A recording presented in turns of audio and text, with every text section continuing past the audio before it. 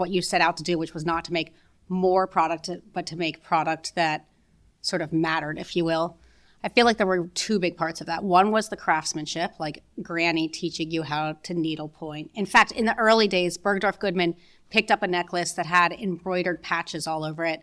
And the demand was higher than Lizzie could needlepoint on her own. So we sent Granny a package of embroidery to help supplement this order. And Granny called us and said, I really don't like these neon colors. And we're like, Bergdorf does, so please just do what's on the piece of paper.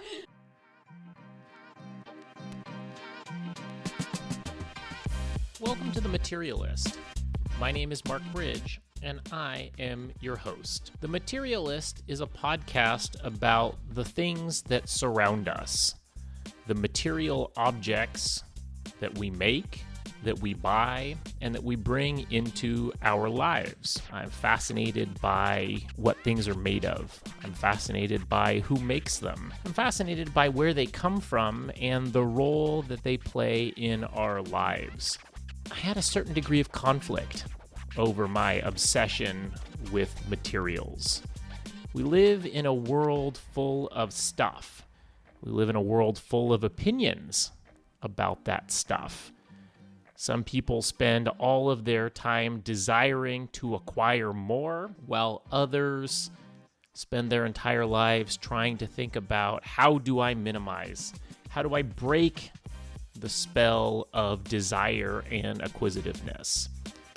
As the founder of a jewelry business, I wanted to think about these questions. I wanted to think about the great artists that we work with and why do they dedicate their lives to make these things? What is behind it? What does it mean to them? What should it mean to me as a consumer? How do I become a more intelligent? How do I become a more thoughtful? Maybe even how do I become a more sustainable consumer? I hope we explore some of these questions and hopefully provide some worthwhile perspectives. If you like this, please subscribe to hear more. And with that, I am delighted to introduce the first guests on the podcast, my friends Kathryn and Lizzie Fortunato, the founders of the Lizzie Fortunato jewelry brand. I'm so glad that you're here. Welcome to The Materialist. I am so delighted today to be joined by Lizzie Fortunato and Kathryn Fortunato. Welcome to The Materialist. Thank you. Maybe we should just start by asking, who are you? Why are you here? Why are we having this conversation? Do you want to start? Sure. I'm Lizzie Fortunato, the co-founder with my twin sister of Lizzie Fortunato, our namesake accessories brand that we founded in New York City in 2008. I'm Kathryn Fortunato. I'm the numbers and operations side of the twin brain. And as Lizzie said, we're co-founders. We've had our business now for 16 years. We specialize in high-end costume jewelry. So when we say costume, we've talked about whether costume's a dirty word or not before, Mark, but that means plated brass jewelry, not using precious metals, although we do use sterling and we do have a 14-karat line, but we really focus in costume jewelry. And we're passionate about what we do. We have a 17-person team in Soho in our office and then do a lot of production here in Midtown where we're sitting today. And we love it. We're happy to be talking to you. Thank you for being here. And we have had the pleasure of working with you guys for a couple of years now and love your products, love what you make, and really love you guys even more because I think that you share a view of the world that is aligned with ours, which is a belief that the things that we make, the things that we wear matter, and the way that we spend our time thinking about those things matter. Maybe just to start, tell us where you came from. Why do you make jewelry? Why have you spent the last, what has it been? I don't know, 14 years 16. Doing this? You guys are both very talented, very accomplished women who could be doing an enormous variety of things. Why this? I think that you're right that we have similar mindsets. I have always said I didn't start this business just to put more product on the shelves. Lord knows we have a lot of product on the shelves. I think that creativity matters. And when you have a passion around being creative, about making things that you feel bring people joy, it's something that you can't stifle. And I've always loved making things. As a kid, I would take apart my jeans that my mom had bought me for back to school and make pillows out of them, much to her chagrin. I made my prom dress. I was always, when I got my hands on beads in middle school or high school, I was always making necklaces. My paternal grandmother did all kinds of needlework, and she would teach me how to do things. I loved crafting things, and I think that love really couldn't, as I said, be stifled in a way that I wanted to bring that to the world. But it wasn't just because I wanted to, it was because I had a belief in the stuff that I was making. And you started making things in your dorm room, right? In my dorm room at Duke University. Kathryn and I were in undergrad together. I was studying English and art history. She was studying economics, and I was making things. Girls would pop by the dorm room and say, "Can we wear this to a sorority formal?" And I would say, "Sure." And Kathryn is the... And would you just do this because, all right, I'm tired of studying, I just need something to clear my mind? I was just always crafting. From a young age, I was always crafting. I think it was we my tired pastime. of the Duke tailgates after Yeah. a few weekends and found this fabulous bead And store. Rather than hanging out in a tent and Exactly. you were like Yeah. Exactly. making things. And Exactly. Kathryn was definitely the entrepreneur of the two of us. She was the one who said, "Hey, Lizzie, let's set up a trunk show. Let's start, these girls who are asking for things, let's start selling the pieces." So she was the one who really laid the foundation for the business, but I definitely had just this love for craft work. And to be clear, at that time, just as we talk about the origin story a little bit, this is Kathryn speaking. It was never like, oh, love for business, let's start a business. It was very much, we're in college, we need a hobby, we need some extra spending money. There's this great bead store. It wasn't like we were soldering metal. We were just, we being Lizzie, was stringing an intricate necklace, using seed beads, using more tactile materials like ribbons and things that she could braid with her hands in a room without any equipment. And as she said, you are in this little captive bubble of girls going to sorority parties and to different social events where you've got their attention. And so it was just this really nice way to create an audience for what at the time we thought was a hobby. And we always insisted after graduation we were going to move to New York and get real jobs because our parents had given us the gift of a great education, and then we were going to go to New York and be on our own. And it just turned out that a year into Lizzie's real job in fashion PR, and I stayed on Wall Street a few years longer to pay rent while she took the plunge. But the audience had followed us from Duke up to New York and said, "I still want to buy jewelry." And Lizzie was like, "Oh, that was a college gig." And sure enough, it wasn't a gig. We went out on a limb and did the same hustle from our fifth floor walk up in the Lower East Side and slowly but surely bootstrapped our way into a business, which I only recommend if you're 20 and can live on 5 hours of sleep and a lot of adrenaline. And I love the story that you have told about the real capital origin stories of the business. The business started in the dorm room and then accelerated when you gave your sister quite a gift. So it was 2007, and Lizzie had been in a fashion PR job, which was good for networking and meeting editors and understanding how the world works from that perspective. But it was not the right fit. She was desperate to return to the passion of jewelry, but had no idea how to do that as a real job. Meanwhile, I was working very long days on Wall Street, and on the morning of our, I don't know what year, 22nd or so, 23rd birthday, I was off to work early, as I was every day. And so I left Lizzie my bonus check from my Wall Street bonus, which was $10,000. And I said, "Go follow your dreams." I left her the check. That was the only capital we've ever received. Again, word of caution. This is not how you should start a business. But that was the only capital we've ever received. We really bootstrapped. We sold a few necklaces, bought materials to make a few more, to then subsidize selling a few more necklaces, and slowly but surely that stone gathered some moss. But that was the only capital, and Lizzie and I are really happy that to this day, 17 years later, we get to call the shots on what we're making and how we're making it. It's a hard way of building a business, but I think that it's the best way to build a business of meaning. And I don't know, I was just seeing this week about Allbirds has basically collapsed. And we had a generation of these businesses that were supercharged by an enormous amount of capital and an enormous amount of outside influence. And I just don't think that's what builds brands. Yeah. Maybe it builds software companies. Maybe it builds these things that work really well at scale. But for things that are based on meaning and awareness and style, I think you have to build them differently. But I don't know.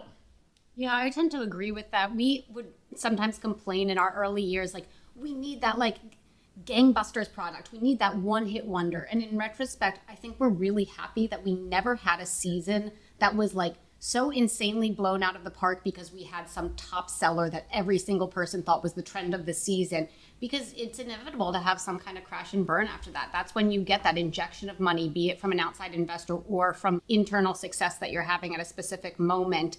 And it's really hard to sustain that. And the longevity that we've experienced, I really attribute to sustained efforts and slow and steady growth. And I think exactly what you're saying, Mark, it's really hard to do that skyrocketing, especially in the fashion world, where you have to build loyalty, you have to build an understanding with your community that you're going to continue to have good products season after season. It's not just going to be that one sneaker or that one item that every single person wants and then no one wants it a few years later. We often also say, this is Kathryn speaking, that the magic is like when the chef's in the restaurant versus when the chef's not in the restaurant. Like, this maybe is just a fancier way of saying that you and I are micromanagers, but which we've done a really good job of evolving from a management perspective. Like, we love it and we're passionate about it. So like our DNA is all over it. And I think that's really important, that first of all, it's named after Lizzie and people see us behind the brand. They see us wearing the product. I think that there's that important balance between, yes, it's aspirational, but also I can relate to these gals. They're friendly. Like, we've always said our brand was a brand of being kind and relatively accessible, as opposed to like so untouchable, exactly, that you couldn't figure out what it was. And I'm not saying that's the right way for every brand to build, but I think for our brand, being sort of the lifeblood of it and being identifiable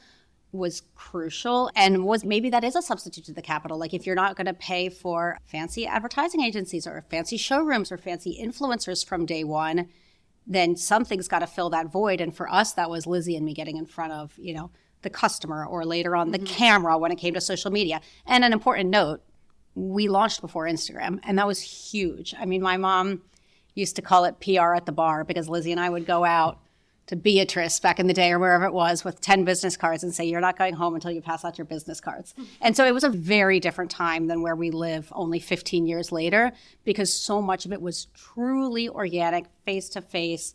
I love your necklace. What is it? Oh, I made it. Oh, really? I'm the market editor at Vogue. Can I get a sample tomorrow? I'm running a story. It would be perfect. And then all of a sudden you've got a piece of press. Again, a different world, but that is so much about like the authenticity of the product, and also the process of how we're getting it out to people and how we're touching people. That those kind of relationships have defined our brand, both on the marketing side, as Kathryn just alluded to, but also on the production side. I've eaten so many meals with vendors that we work with. My husband jokes that I have boyfriends in Jaipur that I text more than I text him. But we have these like very intimate relationships with our team members, with our vendors, with our buyers. There were buyers that came to both of our weddings, and these are people who we have like professional relationships with. We might have a bad season where they don't sell too much of our product or something like that, and we have these like very intimate familial relationships. So this is, I would say, authentic to us beyond just us loving the product. It's that we love the people who have made this business work. They are like family. It is not a day job where we go into the office and wear our jewelry hats and then go home and have a different life. I would say this very much is our life. Is that different in jewelry? I've never done anything other than jewelry, and so that's my sort of starting point. But I don't know. Is that something unique to this world? I don't know. That's a good question. We're friends with so many makers, like interiors people and ready-to-wear designers. And I do think for people's namesake brands where they're really like wearing a lot of hats and building it themselves, those kind of relationships are maybe akin to ours. But I think as the company gets bigger, say if you have a lot of investors or if there's a lot of partners involved, then maybe it's a different story. For us, it's always been so small that we've loved having these relationships, because it feels like you need the hand from everyone you can get, and then it often manifests into more than just a work relationship. I think that's right. I think that's more about the passion. So I think that if you have a clothing brand or another accessories brand beyond jewelry, where you've got a founder story like this, where the passion is theirs, where this is their mini little world, I would imagine that those themes continue outside of just jewelry. But just to go back to the product and what you set out to do, which was not to make more product, but to make product that sort of mattered, if you will. I feel like there were two big parts of that. One was the craftsmanship, like Granny teaching you how to needlepoint. In fact, in the early days, Bergdorf Goodman picked up a necklace that had embroidered patches all over it, and the demand was higher than Lizzie could needlepoint on her own. So we sent Granny a package of embroidery to help supplement this order. And Granny called us and said, I really don't like these neon colors. And we're like, Bergdorf does, so please just do what's on the piece of paper. So some of it was the craftsmanship, which we still really talk about today. We do hand enamel, we do stone cutting all over the world. We source recycled African glass beads that every single colorway is different, which makes selling it harder, but we do it because we deeply care about the process.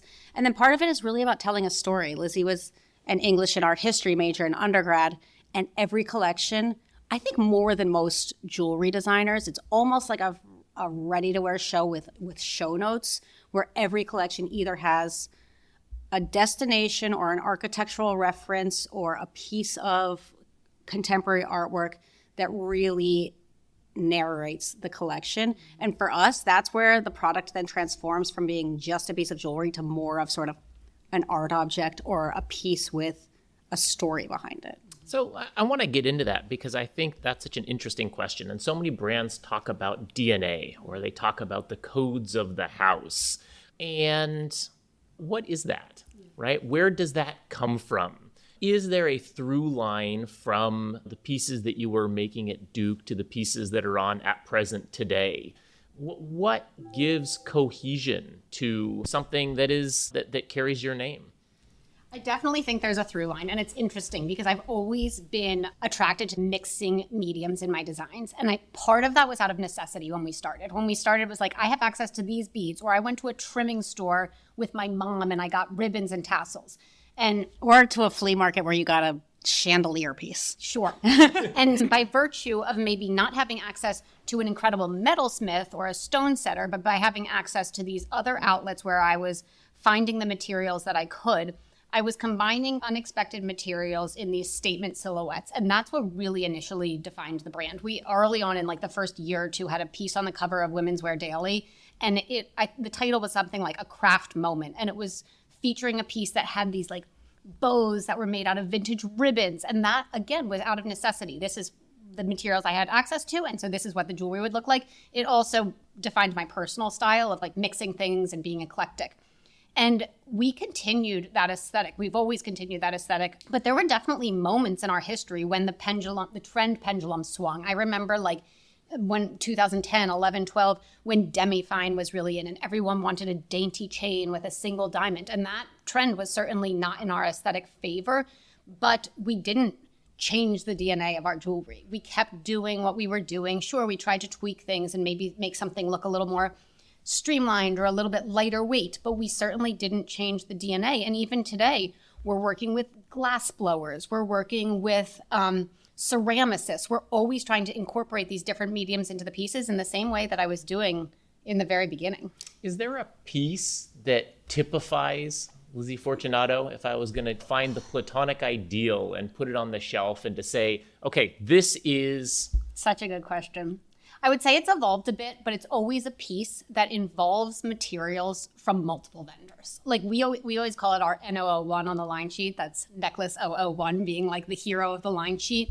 And I'm trying to think of the past few seasons N001s and like the season that we're about to start showing that you'll see next week during Fashion Week, Mark, is a piece that has a turquoise inlaid clasp that's cut by one stone cutter. The beads in the front include stone, coral, ceramic beads, wood. They're all sourced from different vendors. Pearls. It's not like one vendor's providing just this one component and we're stringing it up. It's all these different materials that come together. So I would say we've always talked about like the value of the piece being the greater than the sum of its parts. And our N001 hero styles always have a lot of parts. I think that is the greatest through line from when we launched 15 plus years ago to what you might see on At Present now is that mixed medium element. So it's not like we have a signature color or a signature silhouette. I think the signature is the mixed medium element. We were out on Long Island the other day at a cute boutique, and the lovely gal who was working in the store went up to Lizzie and said, "Oh my gosh, I love all your Lizzie Fortunato." And we said, "This is Lizzie Fortunato." And she was just stunned. I love all of the Lizzie Fortunato on all of Lizzie Fortunato. She said that not knowing that it was Lizzie because the product itself is identifiable, again, much more because of the mixed medium. Mixing a chain with a stone with a bead, we call it a neck mess, which is pile it on. Like, you can edit a little bit, but don't be afraid of sort of layers and interpreting a look for yourself. We've always said that we want to dress an original dresser. Our maternal grandmother was such a style icon and reference for both of us, but especially Lizzie, as she was thinking about the brand, about someone who might be 75 years old and was incredibly elegant and could take a piece and make it her own. And it didn't have to be about the 22-year-old model off duty who was in line at the club. Like, so many of our customers age and range from 25 to truly 85, that the DNA is both about that mix of product, of sort of materials, and then also telling the story that you want to tell when you're wearing it. When you think about the person who's wearing a piece, do you imagine that person? Do you imagine an occasion? Do you feel, we've talked about how collections have stories. I am constantly amazed by just the font of creativity to have to keep going back and doing it again. Where does that come from? To answer your first question, I occasionally do imagine the person that's wearing the product, but to Kathryn, it's come in a few mood boards recently. Yeah, we'll have a muse sometimes, but it's not so tangible. And she or he can be very different. It could be a young person. It could be an old person. It's more maybe like their aesthetic. Okay, this person feels very zen, or this person feels very eccentric, or something like that. But I'm not necessarily picturing someone. It's more like the energy that they're giving off that I want that particular collection to give off. And with regard to the kind of reinvention each season, I would say that's the fun part. And that's also obviously the challenge. We just finished a collection which we photographed last week, and I'm starting the design deck for the new collection yesterday. No good deed goes unpunished. Exactly. It's obviously a challenge. You start to think, oh my gosh, am I going to run out of ideas? But we use such a breadth of materials and seek inspiration from such a wide range of influences, be it places we've traveled or art that I've seen in a gallery here in New York, that you glom onto things and your preferences change and you decide, oh wow, I had never thought of that 3 years ago, and now I can't stop thinking about using wood in jewelry or something like that. I would say for both Lizzie and me, travel has always played such a huge part in inspiring the collection, both in terms of the aesthetics, but also in terms of materials. We went to Peru 12 years ago and then did a line of clutches made out of vintage Peruvian mantas. So sometimes it's very... Manta's like a textile. So sometimes it's very direct. Other times it's a little bit more abstract. Lizzie's just back from Seville and said, I really want to think about winter in Seville and the orange is blossoming and what that looks like and smells like. And I want to bring that feeling to a fall winter collection. And so some of it's a little bit more abstract, but obviously for so many creatives, travel gives you a lens that you're not necessarily getting when you're just behind the computer. Mm-hmm. Inspired by Slack. Exactly. And you know what? Truthfully, for so many designers, that's why COVID was so hard. I know no one wants to ever even think about COVID on a podcast anymore. But it was Lizzie and her design team really, maybe the furthest they traveled was uptown to a museum and going to the library and searching through archives to figure out where they could travel in their minds because we weren't getting on airplanes. So travel both is aesthetic inspiration, but then also material inspiration. And I, looking at Lizzie, because Kathryn speaking here, I really don't do design. I pay the bills, I hire the team, I do the sales, I do operations, but I don't have the pressure of design.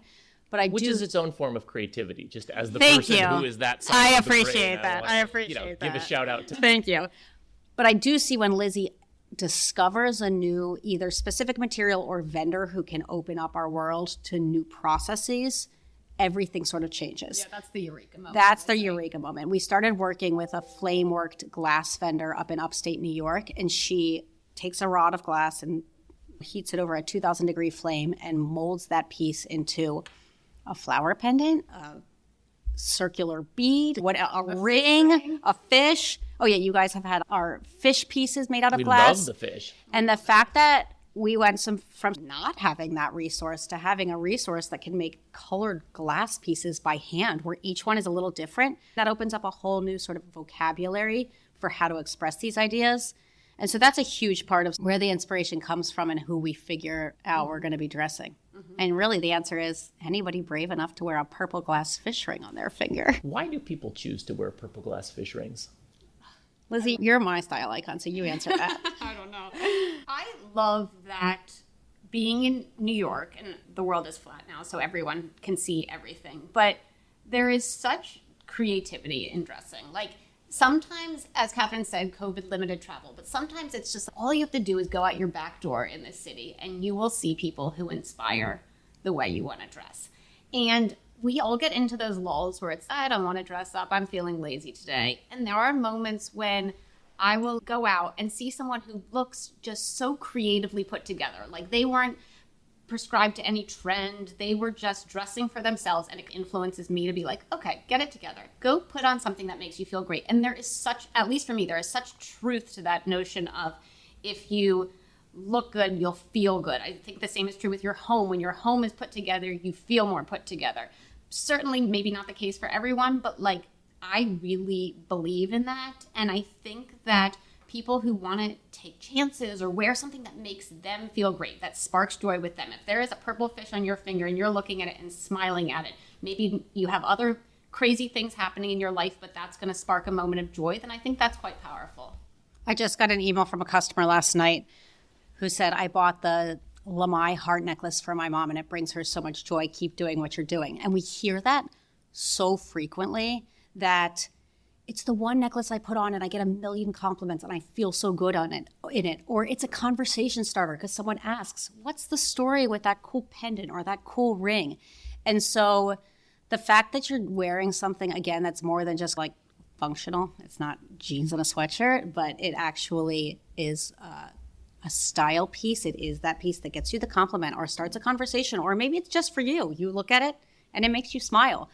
That is such a huge part of what we're doing. And we have our brand principles. And the very first one is to bring customers joy. And so at the end of the day, look, we're not curing cancer here. We've got to do things that make people happy. And we've got to do them in an intentional way along the way, which means keeping the footprint as small as possible, doing it without overproduction. Our production runs are 10 to 100 of a piece, and then when it's gone, because guess what? We can't get more of that semi-precious stone because we got it in a market in Jaipur, or a mine has closed and you can't get turquoise anymore. Realizing what you have is a precious mini art object that you pass to your daughter or your niece or your friend.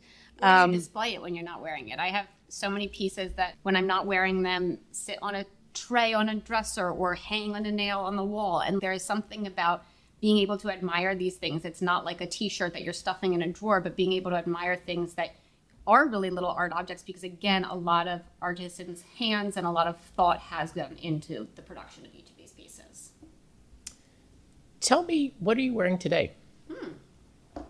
So I'm wearing, and in all honesty, I don't keep too many samples at home, and I came from home this morning. So had I stopped at the office first, I would have probably gotten something new, but the things I'm wearing were at home. This is an idea of like, all right, what are you wearing? Just talking earlier that they drop their kids off at school before coming up here. So this is real. A real day This in is the a real life day, of and the I would say the Fortunatos. pieces I do have at home are the pieces I love and I always return to. It's okay, these are samples that are just going to live on my bedside table because I always gravitate towards them. So I'm wearing one strand of rough cut aquamarine dotted with emeralds, another strand of graduated Turn opals. toward the camera, you can see. Sorry. Here we go. These two guys, I honestly wear daily. Graduated opals, aquamarine dotted with emeralds. And then this is one of my favorites. This is our Porto chain. The pendants are detachable, so this comes off. Sometimes I just wear it as a gold chunky collar. Also comes in silver. And then I have the Porto pendant, which is spiny oyster stone, pink conch, and a green amethyst in the center. So again, this stone is coming from a different vendor than this stone, and is coming from a different vendor than this stone, and comes from a different vendor than the chain. So again, an amalgamation of materials in a piece that makes a statement. And as Mark said, I dropped my kid off this morning. I'm going to be dressed like this until probably 9 p.m. tonight. I'm not changing. I'll be on subways, buses, cars, and it's meant to feel easy. It's meant to brighten up an outfit that otherwise is fairly simple, but is meant to be perfectly wearable and lived in and realistic for someone who is bopping around doing a lot of things. And is everything you're wearing Lizzie Fortunato, or are you wearing other pieces? So my ring Dezo by Sarah Beltran, she's a good friend of ours. She made it with the help of my husband. And then my other ring belonged to my maternal great-grandma. It was very contemporary in her day. It's still contemporary. I'm the lucky beneficiary of it and the only one who can wear it in the family because I have such big fingers. I think that's the only one who fits. Those strong beating fingers. Yeah.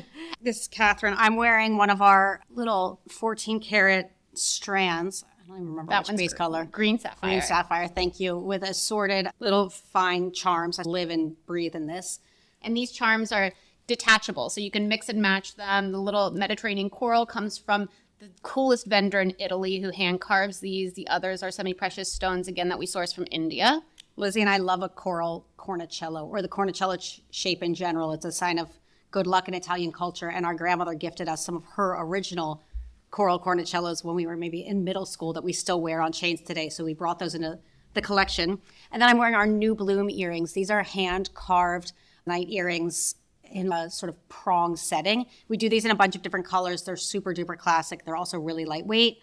I'm also wearing my birthday present from my sister, Lizzie. She and her daughter their family went to Costa Brava, Spain last month.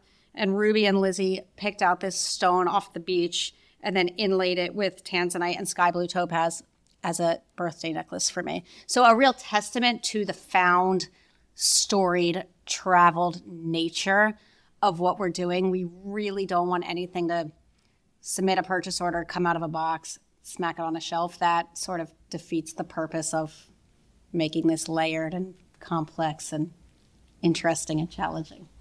What other things in your life do you have that are of meaning? Oh, gosh.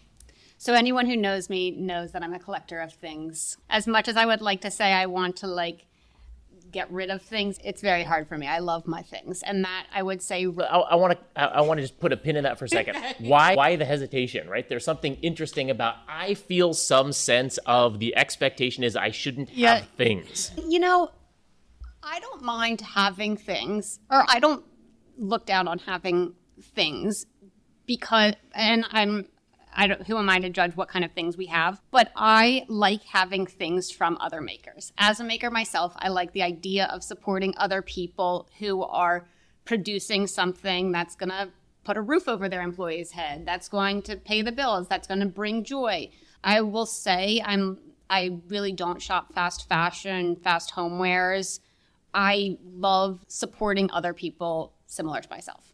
And no judgment one way or the other, but I do buying things, and I really like buying things that have a lot of meaning. Judge that favorably. You're welcome to judge that. And I love collecting art.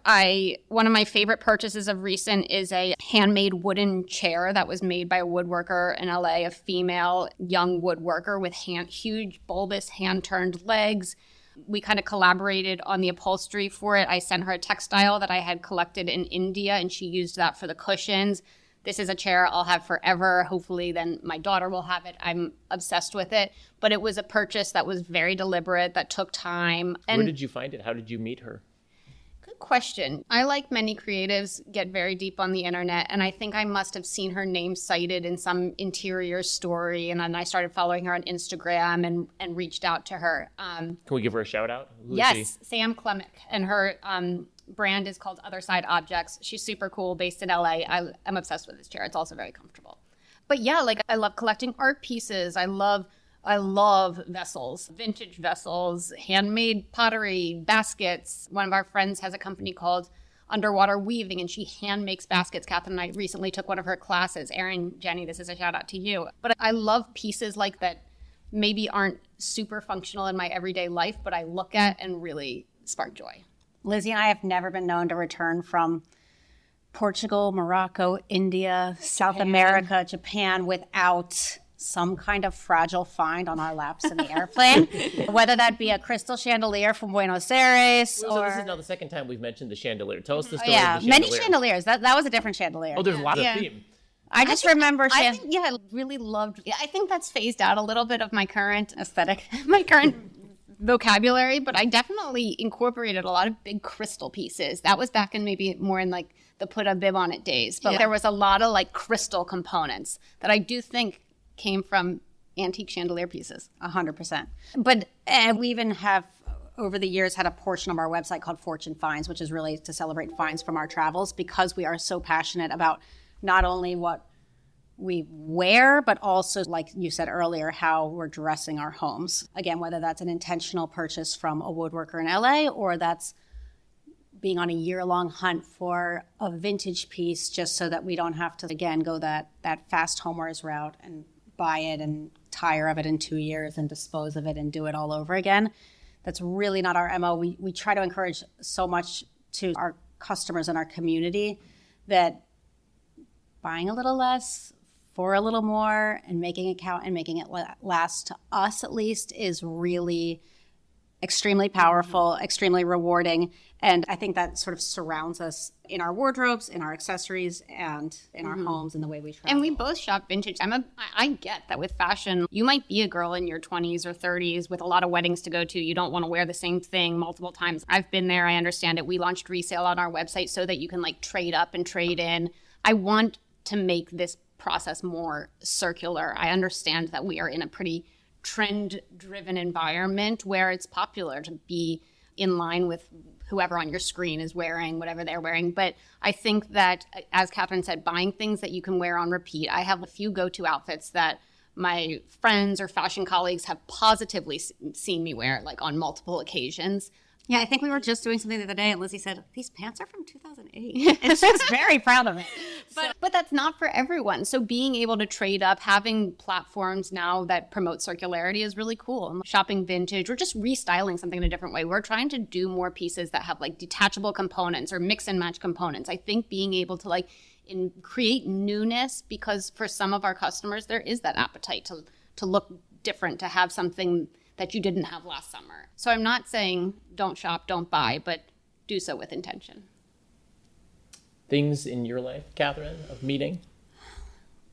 Lizzie and I have both. So our maternal grandmother was just incredibly stylish and incredibly ahead of her time. She and our grandfather lived in this very cool contemporary home in rural Pennsylvania, and it was just almost out of place in that it looked like it could have been like a Frank Lloyd Wright property. It was just so incredible. Lizzie has this amazing, I'm redirecting to Lizzie, but she has this amazing, I don't know, it's not an original Calder, but it's a tapestry that has a Calder piece on it. It's sort of like maybe a one-off that was hanging in their house, and it's this really large piece. I also have been so lucky to have a few pieces from their home that now dot my home. So like incredible armchairs, which I actually reupholstered in a handmade embroidered fabric from a brand called Coral and Tusk, which does incredible handmade embroidery here in the U.S. I really love those. I have this really cool metal daybed also then upholstered in fabric that I carried back from India or somewhere that was actually, I think, a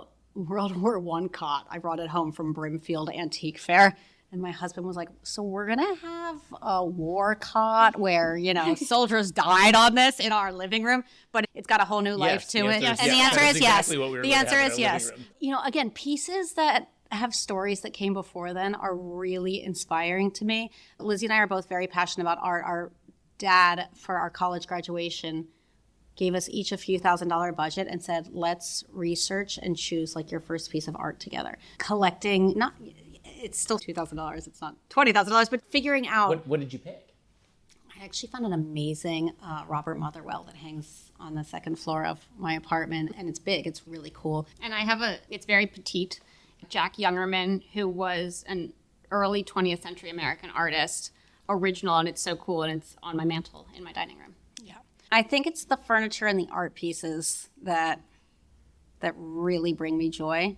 But again, we're doing everything with such intention that it's slow and steady wins the race. Mm-hmm. And we joke because we do love supporting other designers, small independent designers. We wear a lot of clothes from, I'm wearing sandals right now from a small brand, Emmy Parsons, who is not a big footprint, no pun intended, but makes really cool things. And she is the voice behind the brand, and it's small. You're wearing a top from Lauren Manoogian, whose production is infamously tricky because she goes to Peru or wherever it is she produces. And I think there was an article recently that says she sometimes will reject an entire dye lot if it's not perfect. We do favor these brands, many of which are female owned, that have this kind of intentional small production.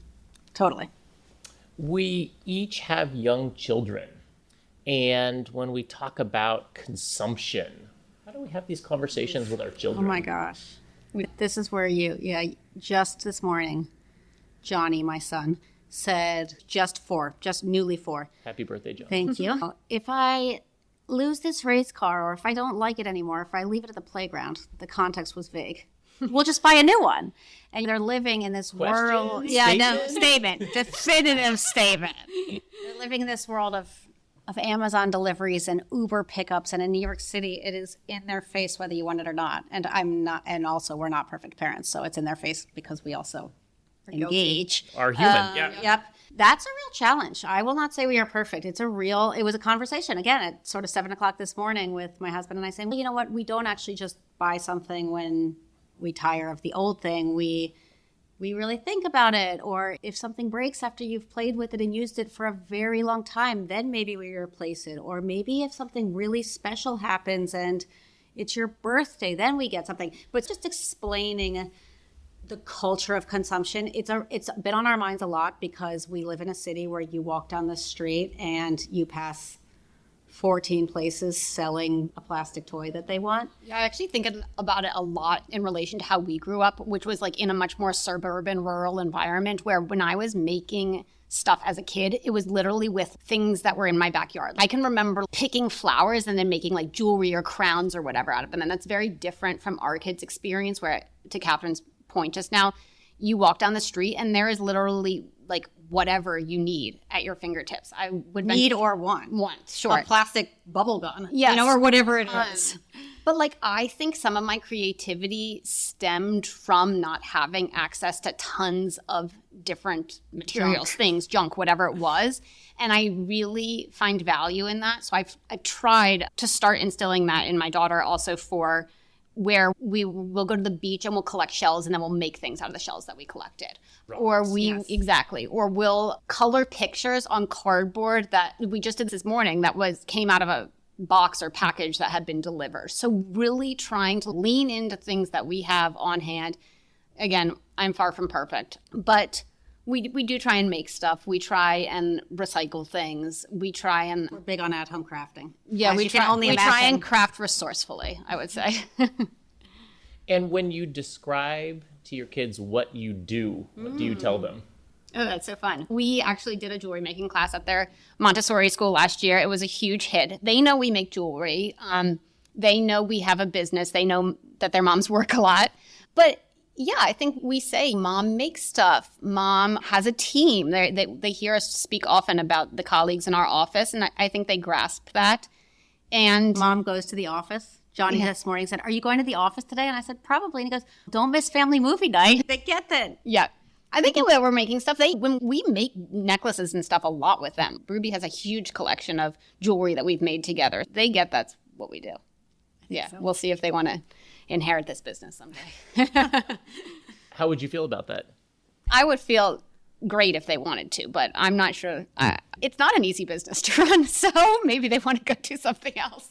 And we do this sort of circles back to something you said in the very beginning of our conversation, but when we think about the Allbirds of the world and what growth looks like, it was a real struggle for Lizzie and me to define what our objectives were in like the first 5 to 10 years of our business. Like you left a job at Goldman Sachs to join your sister in starting a very small jewelry business. I want to circle back to that and say you have to have a high degree of confidence, a certain measure of insanity, and you quickly get the, oh my God, what have I done? But there had to be some sort of a vision of I'm not just helping my sister make things for her friends. Yeah. There was a vision of, we had some promise. I'm a risk-averse person, so I didn't leave until the cash flow seemed stable enough that it could minimally support both of us. And Enough ramen for... exactly. And it was that Our because parents weren't supporting us. Where we didn't. It was just like we had to pay rent. it was a hustle. Yeah, It was we a hustle didn't- for the we last. didn't- You know, we've always had the like emotional support of incredible family and stuff like that. But this was not a situation where we were just like, all right, quit our job, see what happens. Right. We really knew that we had to make it work or else go get a new job. And I think that was always in the back burner. Like, okay, I'm leaving Goldman. I'm smart. If worse comes to worse and I try this and it doesn't work, I'll go get a job again, a quote unquote real job. I had, this is Kathryn speaking, I had a fear in my early 20s because I really liked my team at Goldman. I liked the intellectual stimulation. The pace was intense, but there were a lot of things about it that I thrived in. But I also saw that it was a world you could get sucked into for better or worse. And I knew that I had this unique opportunity to work with my sister in this tiny little business that was blooming on the side.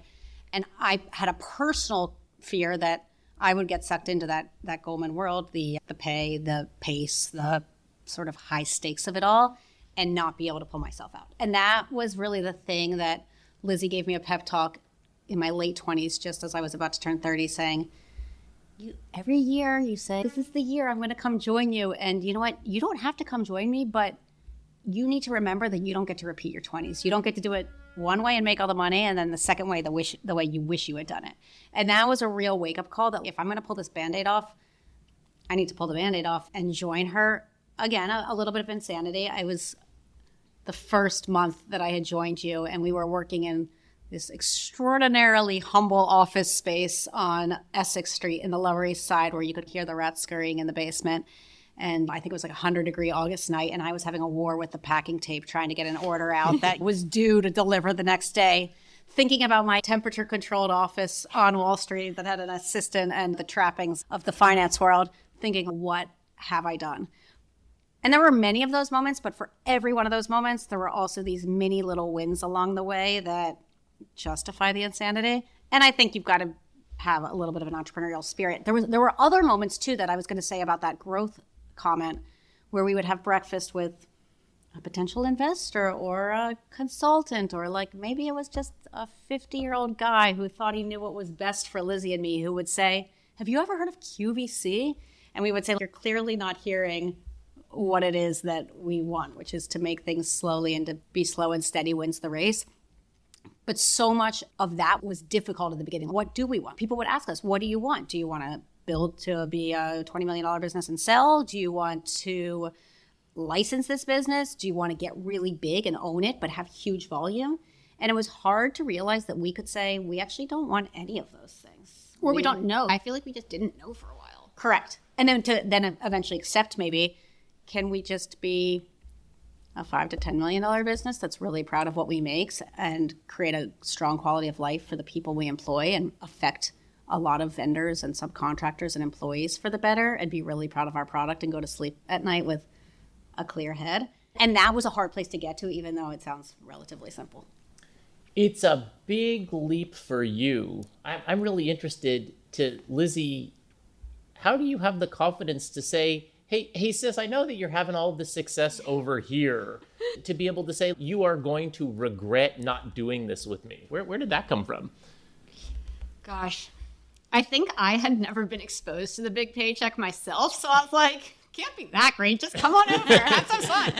Also, This looks pretty good. in our early 20s, we were, despite always being so close and spending a lot of time together and living together, etc., we had like such different lifestyles. Like after I quit my job, was just like working around the clock, but also going out a lot, meeting people, networking, trying to go find new materials, pounding the pavement in a way that maybe it's just because I'm older, or maybe because Instagram and social is more robust, doesn't seem to happen the same way today. I can remember spending Tuesday afternoons walking around the West Village, going into boutiques and trying to strike up conversations with people in stores. And it was this very gritty, on the ground work that I was doing that was pretty exhilarating. And I was like, your life just isn't as fun as mine right now. Like, I thought I was just doing her the favor of being like, save yourself and come have fun with me. Obviously, it's come have a lot of work with me too. But it was this sense of exhilaration that I felt like, shoot, I'm getting the good end of the stick and she's not. Maybe she thought she had the good end of the stick by virtue of the bigger paycheck, but I and also wanted her just to like stability and experience. structure. I think I wasn't registered. I was just like young and naive, and I was like, stability? Overrated. Who needs that? If you can go and pound the pavement. The irony is now we've spent the last 15 years trying to make an immense amount of infrastructure in our business to stability. create stability.